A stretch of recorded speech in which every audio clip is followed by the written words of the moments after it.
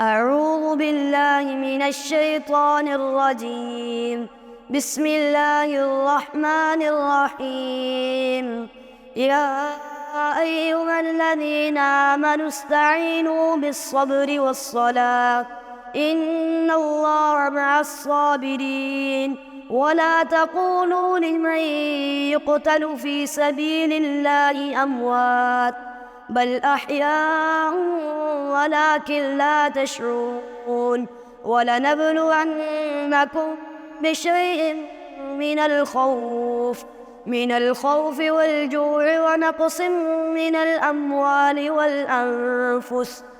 الأموال والأنفس والثمرات.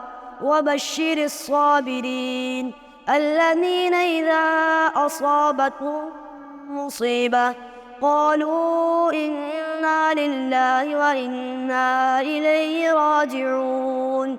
أولئك عليهم صلوات من ربهم ورحمة وأولئك هم المهتدون. صدق الله العظيم.